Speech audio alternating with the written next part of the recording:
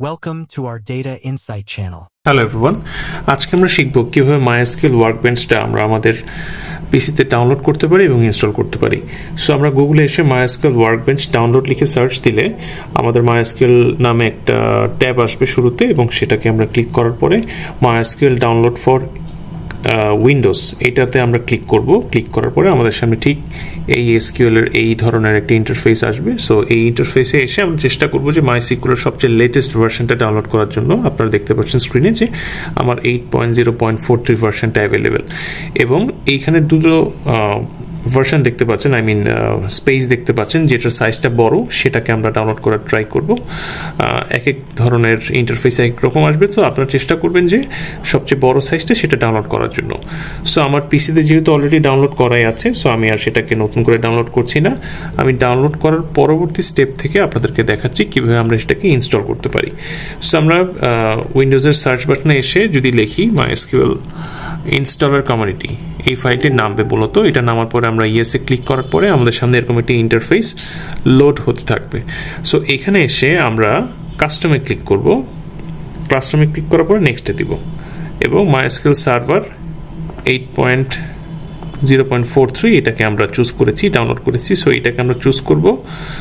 একে একে অ্যাপ্লিকেশনের থেকে MySQL ওয়ার্কবেঞ্চ 8.0 থেকে 8.0.43 এইটাকে আমরা সিলেক্ট করব।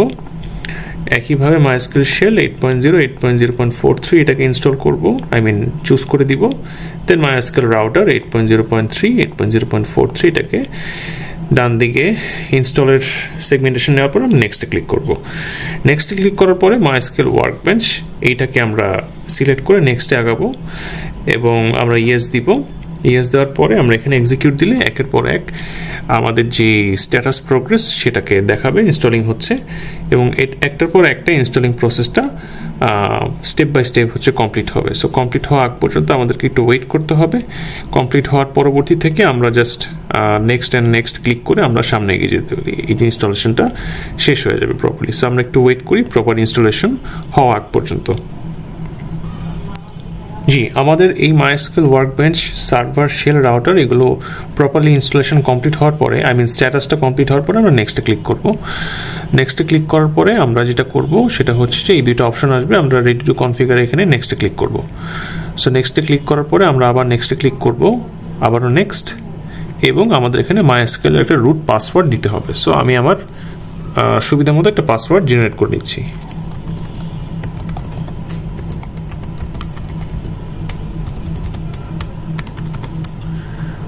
আবার পাসওয়ার্ডটা রিটাইপ করতে হবে।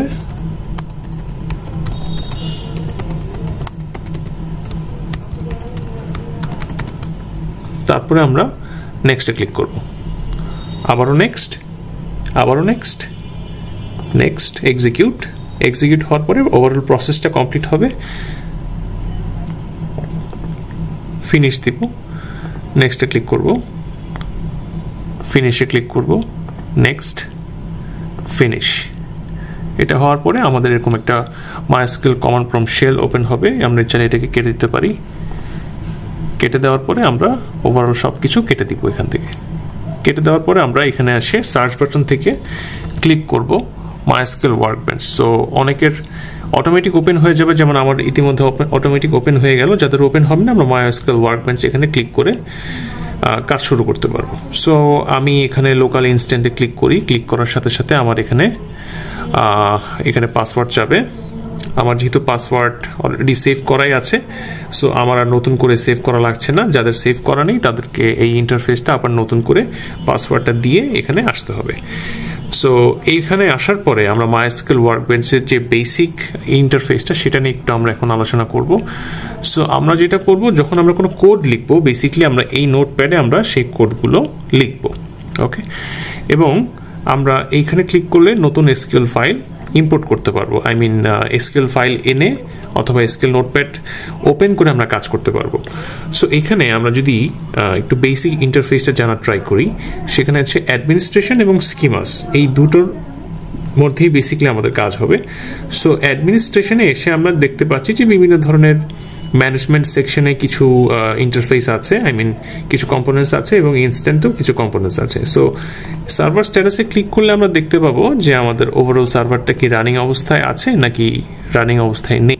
সো আমাদের সার্ভার স্ট্যাটাসটা রানিং, যেহেতু আমরা MySQL Workbench 0.8.43 ইনস্টল করেছি। সো এটা রানিং হচ্ছে, সো এটাতে আমাদের কোনো সমস্যা নেই। যখন কোনো ধরনের সমস্যা ফেস করবো এখানে এসে আমরা সার্ভার স্ট্যাটাসটা চেক করতে পারি। ক্লায়েন্ট কানেকশন, যখন আমরা রিমোট কোনো ক্লায়েন্টের আইপি দিয়ে আমরা ওয়ার্কবেঞ্চে কানেকশন করে কাজ করব, তখন আমাদের এই বিষয়গুলো প্রয়োজন হবে যে সেই কানেকশনটা আমাদের আছে নাকি নেই।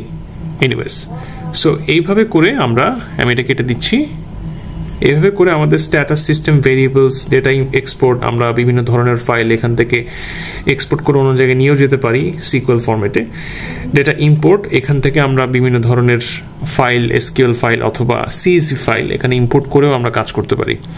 সো এখান থেকে ইম্পোর্ট করে ইম্পোর্ট প্রোগ্রেসে ক্লিক করে এখানে ডান দিলে আমার সেই কাঙ্ক্ষিত ফাইলটা ইম্পোর্ট হয়ে যাবে। Anyways, so start up shutdown, এটা আমাদের সার্ভার স্ট্যাটাসের একটা কম্পোনেন্টস। আমরা এখানে যাচ্ছি না। সার্ভার লগস যদি বের হয়ে যায় এখান থেকে আমরা সেই ধরনের নোটিফিকেশন পেয়ে যাব। অপশন ফাইলস, যদি কোনো ধরনের ফাইলস প্রয়োজন হয় তাহলে আমরা সেখান থেকে এটা নিতে পারি। সো ম্যানেজমেন্ট এবং ইনস্ট্যান্স টুলে ইন্টারফেসে যে বিষয়গুলো আছে এগুলোরই সামারি করে এখানে বিভিন্ন জায়গাতে সেই বিষয়গুলো তুলে ধরা হয়েছে। এনিওয়েজ, সো এইখানে ডেটাবেস থেকে আমরা আমাদের কাঙ্ক্ষিত ডেটাবেসটা কানেকশন আছে নাকি নেই সেটাও দেখতে পারি, যেটা একটু আগে দেখলাম। সার্ভার স্ট্যাটাস টুলস আছে, এখানে বিভিন্ন ধরনের স্ক্রিপিং শেল আছে। আমরা অন্য কোনো ধরনের স্ক্রিপ্ট যদি লিখতে চাই সেখানে আমরা সেটা ডেভেলপ করতে পারি। এডিট করে গিয়ে আমরা বিভিন্ন ধরনের কোনো জায়গায় যদি কোনো কিছু খুঁজতে চাই সেটাকে খুঁজতে পারি, সেটাকে চেঞ্জ করতে পারি। বিভিন্ন ধরনের কাজে আমরা এগুলোকে ব্যবহার করতে পারি। সো আমরা স্কিমাসে এসে আমরা MySQL এ যখন কোনো ডেটাবেস ডিজাইন করবো, বেসিক্যালি আমাদের স্কিমাস এই সেকশনটা খুবই প্রয়োজন হবে। এবং এই স্কিমাসে এসে আমরা রাইট বাটন ক্লিক করে ক্রিয়েট স্কিমা নামে একটা অপশন আছে, সেখানে ক্লিক করলে আমাদের একটা নতুন স্কিমা তৈরি হবে। সো আমি একটা নতুন স্কিমা তৈরি করছি। ফর এক্সাম্পল আমি স্কিমার নাম দিচ্ছি ডেমো। আচ্ছা, স্কিমা হচ্ছে একটি ডেটাবেসের ব্লু প্রিন্ট। একটা ডেটাবেস কিভাবে ডিজাইন হবে সেই বিষয়ে আসলে স্কিমা কথা বলে। সো আমি যদি অ্যাপ্লাই ক্লিক করি, অ্যাপ্লাই ক্লিক করার পরে এটা ফিনিশ হয়ে যাবে। ফিনিশে ক্লিক করে আমি এটা যদি কেটে দিই তাহলে দেখতে পাবো যে ডেমো নামে একটা স্কিমা তৈরি হয়েছে। এনিওয়েজ, সো আমি এটাকে অ্যাক্টিভ করতে চাইলে এখানে ক্লিক করে দেখতে পারি যে এখানে table, view, store, procedure, function নামে 4টা অলরেডি সেকশন হয়ে গেছে। সো আমি এই স্কিমাটাকে দুটো ওয়েতে অ্যাক্টিভ করতে পারি, একটা কোড লিখে অথবা রাইট বাটন ক্লিক করার মাধ্যমে। সো আমি যদি লিখি ইউজ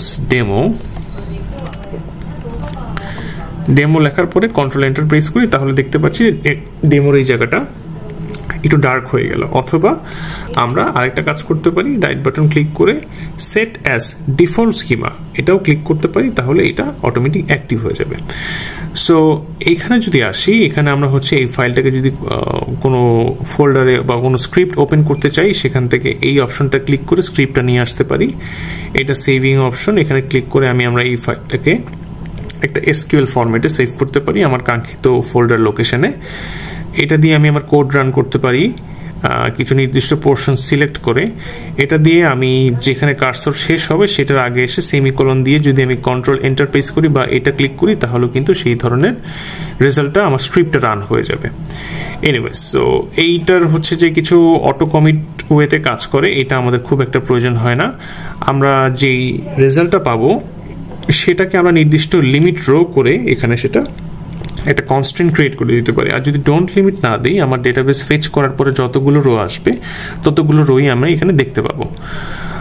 আমরা যদি এইটার একটা ইউজ দেখি, এইটা যে আমাদের বিভিন্ন ধরনের এসকিউএল কোডগুলোকে সুন্দরভাবে সাজিয়ে একটা সুন্দর স্ট্রাকচারড ফরম্যাটে নিয়ে আসে।